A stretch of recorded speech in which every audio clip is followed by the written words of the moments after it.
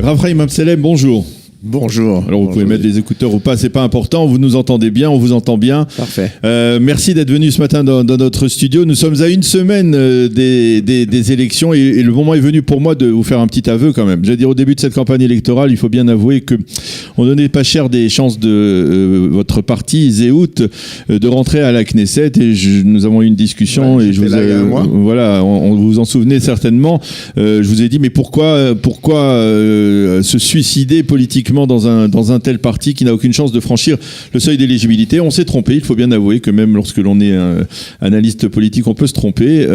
Et effectivement, on s'est apparemment trompé, bien qu'il ne faut pas vendre la peau de l'ours avant de l'avoir tué, mais à une semaine des élections, dans la vie générale, dans tous les sondages, le parti Zehout passe le seuil d'éligibilité, il monte même assez solidement au-dessus du seuil d'éligibilité, ce qui fait de vous donc potentiellement mardi prochain à 22h un député de la Knesset que vous allez retrouver après avoir quitté en 2013, c'est ça? En 2013, exactement. Vous avez quitté la Knesset. Et donc après cet aveu et d'une certaine manière une forme de reconnaissance de cette capacité, d'abord expliquez-nous qu'est-ce qui a fait le changement donc dans Zehout, qu'est-ce qui a provoqué cette mobilisation assez étonnante de plusieurs publics, pas seulement de religieux, mais également on va dire de gens de Tel Aviv. On a vu les supporters du cannabis. On voit dans Zehout, je ne vais pas dire que c'est un supermarché d'idées, mais c'est un parti qui rassemble différents publics. Comment expliquez-vous cela ? Bon, c'est clair que les sondages n'ont pas vu ce qu'on a fait, le travail qu'on a préparé. Au début, ils pensaient que c'est le cannabis. Non, ce n'est pas le cannabis. Oui, parce qu'on parle que de ça, faut avouer. On parlait que de ça. On parlait que de ça au départ. La vérité que Zehout a toujours parlé de la hérout, la liberté, la liberté d'esprit. Libéré dans les finances, libéré dans la religion, libéré dans beaucoup de domaines. On a besoin de cette libération. Devenir un Am Chofshi, comme on dit, un peuple libre. De couper le lien entre le pays et la vie quotidienne du privé. Ça veut dire... Qu'est-ce que ça veut dire Quand on parle de Zehout, on parle que les lois qui sont là du matin au soir, d'une bureaucratie terrible, pour nous stopper. Ici en Israël, quand tu demandes une permission pour ajouter un étage dans ton bâtiment ou une chambre même, ça peut te prendre des années. Oui. Si tu dois construire un immeuble, alors tu risques d'attendre vraiment beaucoup d'années. Tandis que dans le monde aujourd'hui, on sait ça en France, aux États-Unis, tu mets une permission de construction pour construire un bâtiment. Si au bout de 6 mois, tu n'as pas le OK, ça veut dire que tu n'as pas le oui, tu peux commencer. Chose qui est logique.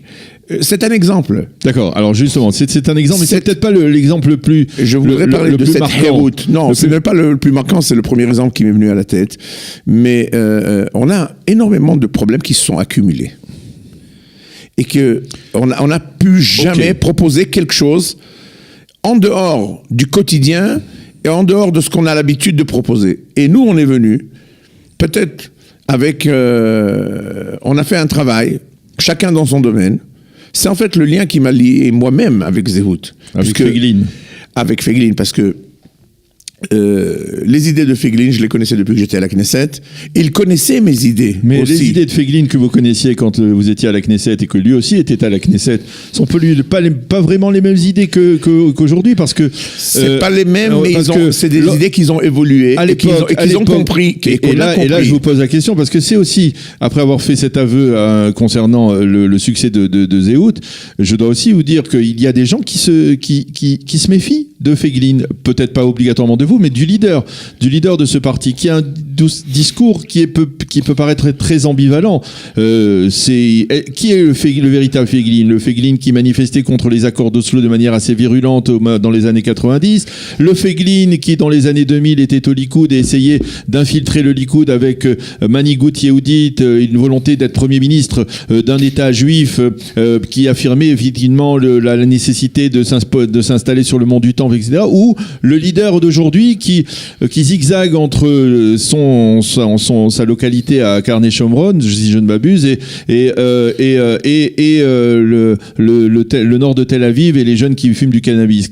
C'est toujours le même Feiglin qui cherche des solutions que le pays et que la population israélienne a besoin. On peut parler d'opportunisme ? Je vais vous dire. On peut parler aussi de moi-même. Oui. Écoutez, vous étiez de vous, effectivement. Vous êtes là. Vous étiez dans le chasse. Vous avez peut-être tâté le terrain un petit peu. Mais non, mais vous avez une certaine après, ligne logique. Vous êtes passé au Beit Yehudi, et après le Beit Yehudi, on peut même pas savoir d'autres choses que vous avez qui n'ont pas été publiées. Et un jour, on vous trouve avec Feiglin. Alors, je vais vous répondre. La politique, pour des gens qui ont une idéologie profonde, est qu'une plateforme. Et quand on doit faire un choix, on doit choisir le point central qui nous guide. Si je parle de moi-même, tout le monde connaît mes combats. Les premiers combats que j'ai commencés quand j'étais dans le chasse. Torah lié avec travail. Torah lié avec service militaire. Les choses ont évolué. Aujourd'hui, grâce à Dieu, il y a des dizaines de milliers de jeunes Bachur Yeshiva qui ont compris ce message. Bon, il y a les partis politiques qui veulent garder toujours leur poste, qui veulent toujours garder leur pouvoir. C'est plus important. La révolution est partie. La seule révolution qui manquait de faire et qu'on doit faire et que je veux faire, et c'est la raison de mon retour, c'est la révolution dans l'identité juive. On en a parlé, Daniel, pas une fois. L'identité juive est en danger en Israël, est en danger dans le monde entier. On est en train de diminuer sans cesse et on a besoin de solutions. Des solutions, pas des solutions hors Torah ou hors halakha ou des solutions qui sont inabordables. Mais quand vous dites, comme par exemple le parti Zehut prône la séparation entre la religion et la religion et l'État, oui. Ça peut être aussi une ouverture vers justement un véritable problème de chaos, on va dire dans cette problème dans ces relations. Pas dans ce domaine, puisque le parti Zehut a bien mentionné et c'est bien écrit noir sur blanc que on va libérer dans beaucoup de domaines, sauf le sujet du guillot. Les mariages, les divorces, on va parler. Non, le guillot, il doit rester sous l'égide de l'État. Pourquoi ? Parce que le guillot, qui est la conversion, est rentré dans le peuple juif, est en fait l'accès de la Aliyah. Oui. Puisque Hok HaShvut permet à une personne qui est juive ou une personne qui est rentrée dans le judaïsme. Mais qui va décider cette entrée ? De quelle façon va se faire cette entrée ? Qui sont ceux qui vont être au volant de cette entrée ? Ça doit être obligatoirement la Médina, le pays. Et là, nous, on va intervenir, puisqu'on a l'intention de rentrer, bien sûr, dans la même chala. On a, bien sûr, la volonté de donner un programme, mais différent, nouveau, un programme qui va donner des solutions. On va plus rester dans ce même domaine où chaque année, on accumule d'autres personnes qui sont ici, qui font leur aliyah, qui sont d'origine juive, mais qui restent en dehors du judaïsme. Alors, c'est une chose inacceptable, et c'était, Daniel, c'était le vrai but de mon retour à la politique. C'était, puisque j'ai créé Zera Israël, j'ai fait énormément de travail pendant ces années, mais il faut être conscient. Ce travail demande un dos solide, et le dos solide, c'est le gouvernement. Ok. Donc c'est pour ça alors que justement, le gouvernement, c'est une bonne question, parce que on approche de l'échéance du 9 avril, et après le 9 avril, il y a le 10 avril. Et le 10 avril, il va y avoir le début de consultation auprès du président de l'État, qui va devoir décider à qui il confie le soin de former la coalition gouvernementale. Et là, je vous pose une question directement. À qui le parti Zehut recommandera de former la coalition ? Est-ce qu'il demandera au président de nommer Benjamin Netanyahou ou alors de nommer Benny Gantz ?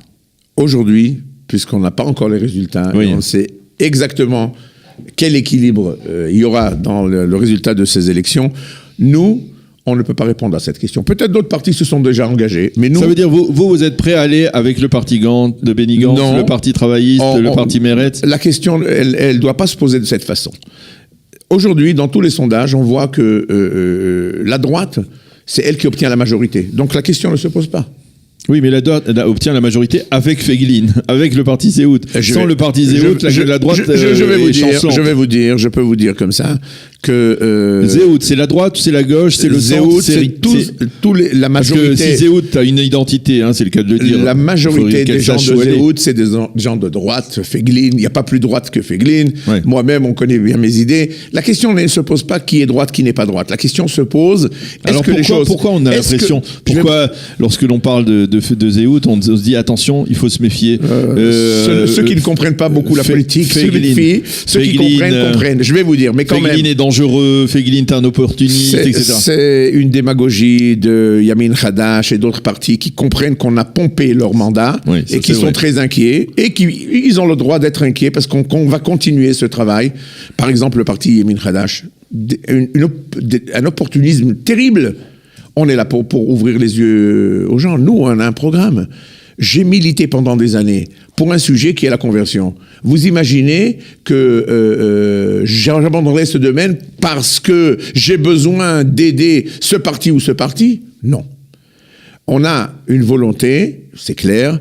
On a une identité, c'est clair. Mais on a un programme de travail. Et ce programme de travail, c'est-à-dire, je pense qu'aujourd'hui, pour nous, et on va maintenir ce discours jusqu'au dernier moment, on ne s'engage avec personne. Ni avec Ça veut dire que quelqu'un qui vote Zéhout aujourd'hui, et j'en connais quelques-uns, oui. Eh bien, il ne sait pas si au lendemain des élections, vous recommanderez Netanyahou ou vous recommanderez Benny Gantz. Il est plus important pour lui de savoir que les choses qu'on a promis, les choses qu'on a promis seront les choses qu'on va faire. Est-ce que c'est possible que Moshe Feiglin recommande Moshe Feiglin en disant c'est moi qui dois former la coalition gouvernementale? Pourquoi pas si on termine avec 19 mandats? Vous vous souvenez des sondages de Lapide? Oui. Le dernier sondage, il avait 6. Et le lendemain des élections, il s'est trouvé avec 19. Supposons que demain, il y a une possibilité, que ni la droite ni la gauche ne peut créer un gouvernement. Et c'est nous qui faisons l'équilibre. Tout est possible. C'est le jeu de la politique. Dans la politique, rien n'est impossible. Mais on va rester quand même dans la logique. Dans la logique du possible. Du possible. Aujourd'hui, pour Moshe Feiglin, pour moi-même, pour nos collaborateurs dans le parti, la chose la plus importante, c'est qu'on puisse apporter un changement vraiment dans pas mal de domaines où on a promis. C'est vrai, on a promis beaucoup de choses. C'est vrai qu'on ne peut pas tout réaliser. C'est vrai que on parle d'un changement de pensée, un changement même je dirais radical dans beaucoup de domaines. Donc ce n'est pas des choses qui vont se faire immédiatement, mais on a quand même quelques barèmes que je pense que si on les obtient, je ne pense pas que ça sera impossible. Même avec notre ami Bibi Netanyahou. Parce qu'il faut bien avouer, Feiglin a un contentieux avec Benjamin Netanyahou. C'est de la politique. Vous avez un contentieux avec le parti chasse. Pas tellement avec le parti chasse. On peut vous retrouver dans le même gouvernement avec sans doute. Je voudrais préciser un point. J'étais moi-même des fondateurs du chasse. J'étais dans le chasse. Aujourd'hui, je n'ai plus vraiment un grand problème avec le chasse, puisque mon problème était plutôt avec Eli Yishai. C'était le problème d'Eli Yishai avec moi, on va dire exactement. Un peu Arié Deri tout de même, un peu. Arié Deri à l'époque où il était. Le chasse, pour moi, représente la Lituanie ashkénaze non sioniste. Ils ont le droit d'existence. Je les respecte. On se respecte. Je ne pense pas que le séfarade qui vote pour chasse était vraiment conscient de ce que j'ai dit. Aujourd'hui, il a compris. Alors, bien sûr qu'il y a une quantité d'électeurs qui sont devenus, malheureusement, des Lituaniens ashkénazes, qui ont adapté la philosophie et les coutumes non à nous. Ils ont le droit d'existence. Ils peuvent avoir les 3-4 mandats. Baruch haba, il n'y a pas de problème. On peut s'asseoir autour de la même table. Il n'y a aucun problème. Alors, une dernière question, parce que ça nous concerne en particulier ici à Studio Qualita. L'ALIA, l'intégration des Olim de France, la communauté francophone. Très important. On sait qu'elle a été courtisée pendant cette campagne électorale par différents partis. Il est probable que vous soyez le francophone le plus en vue et qui a le plus de chances aujourd'hui de rentrer dans la prochaine Knesset. Qu'est-ce que vous, voilà, au gouvernement, parce que bon, alors je ne veux pas aussi là aussi, mais au gouvernement, mais qu'est-ce que vous comptez faire en faveur d'une amélioration des conditions d'intégration des Olim de France? Tout d'abord, je vais être sincère avec vous. Ça sera clair que le lendemain des élections, on va regarder toutes les calpillotes et on va voir dans tous les endroits où il y a vraiment une grande masse d'électeurs francophones et qu'on a vraiment eu du support de ce côté, ça nous renforcera dans notre obligation qu'on ait déjà pris pour faire tout pour cette alia importante. Indirectement, vous dites votez pour nous et on vous aidera. Et bien sûr, parce que j'ai l'expérience déjà avec les électeurs.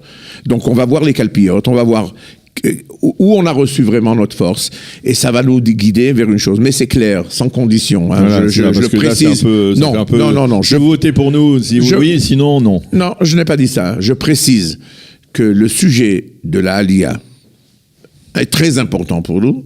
L'Alia française, pour moi, bien sûr. Le travail qui concerne cette Alia, si dans le domaine de l'intégration, du travail ou du judaïsme, parce qu'il y a aussi toujours un problème d'identité, est très important, sans condition. On fera beaucoup de choses à ce domaine. Vous œuvrerez au sein du gouvernement en faveur d'une amélioration de ces conditions ? Bien sûr. Ça sera aussi un de vos chevaux de bataille ? Bien sûr, sans doute, puisque nous-mêmes, on a Albert Lévy qui est lui-même un Olé quand même, un francophone, qui est numéro 8 dans le parti de Zehut. Et je vois un potentiel magnifique. Je pense qu'aujourd'hui, et je l'ai vu à travers quelques conférences que moi-même j'étais présent avec des Olim français, je pense qu'ils comprennent qu'ils ont une chance aujourd'hui, parce que je ne pense pas que parmi tous les candidats et les partis qui ont proposé quelque chose et qu'ils ont dit Alia française, votez pour nous, il y a quelqu'un qui va être vraiment dans la Knesset. C'est tous des numéros qui ne sont pas réels. Là, mes chers amis, vous avez un représentant qui est numéro 2, qui sera en position de faire beaucoup de choses. Et je pense que on me connaît, on connaît mes idées et on sait la façon dont je prends une chose en main et j'essaie de la faire avancer. Eh bien, c'est clair. On va garder cet enregistrement pour après les élections. Merci beaucoup, Rav Chaim Amselem. Merci, Daniel. Merci à tous nos auditeurs. D'être venu ce matin, et Be'atzlacha pour la semaine prochaine. Toda Rabba. À bientôt. Voilà, merci beaucoup. Nous allons marquer une pause et on se retrouve dans quelques instants avec la revue de la presse et des médias israéliens.